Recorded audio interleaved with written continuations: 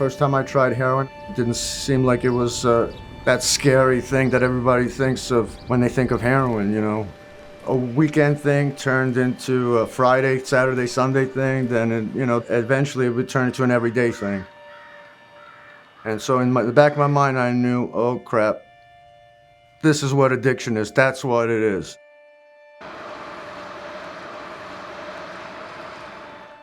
Substance use disorders are very common. Today, we have a large epidemic. We have a crisis really in this country of people who have opioid addiction in particular.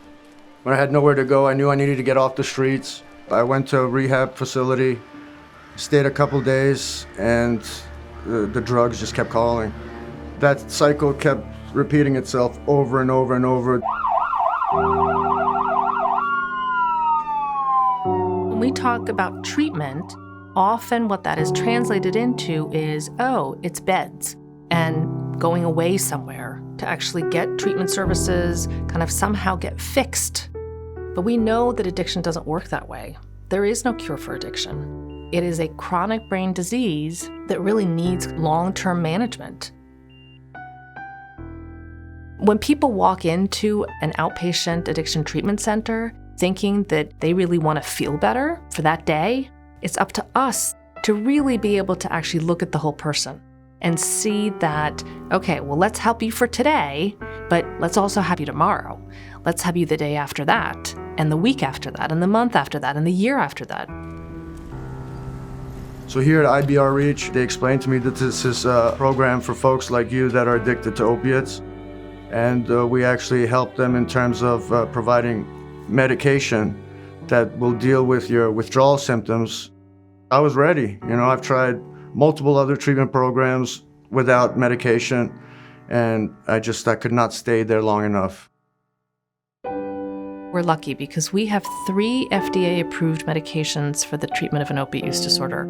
We have methadone, buprenorphine, and naltrexone. Particularly methadone and buprenorphine can reduce somebody's risk of mortality by 50 to 80%. Outpatient comprehensive services address the whole person, including the substance use disorder. We provide medical services that include complete history and physical examinations, counseling services at different intensities, peer support specialists who really provide support for people who are really kind of new to treatment.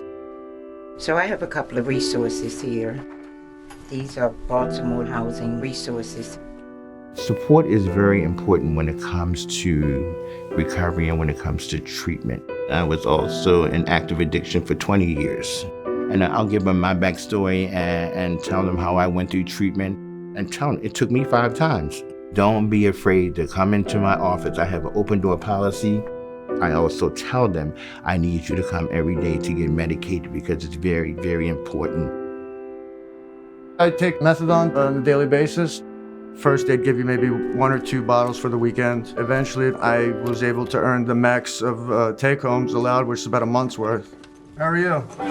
All right. I pick up my medication. I'll see you next month. I see my counselor and go about my business.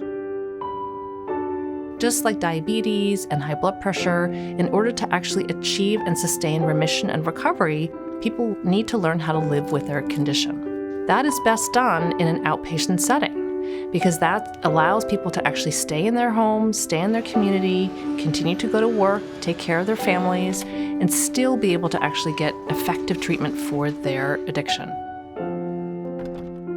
They helped tremendously in setting me into the right direction. The medication just made it easier for me.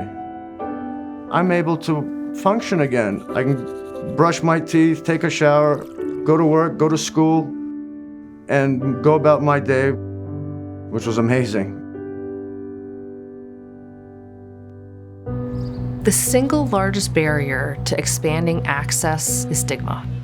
Discrimination keeps the public, lawmakers, payers, really from doing what is needed in order to get effective, comprehensive treatment services to the people who need them in their community. What's nice about buprenorphine is that it can be prescribed by now a physician or a nurse practitioner or physician's assistant We now have prescribers in lots of different settings, whether it's primary care, emergency departments, hospitals, all across the country that really could actually effectively treat people with an opiate use disorder with this medication. They would really get their friends, coworkers, and family members back. I was able to actually have a life, make friends. I was able to save some money, and I would say about 3-4 years ago, I bought a condo for myself. There are many people like David in Maryland, in the country, who are living and managing their chronic disease. People are going about with their lives.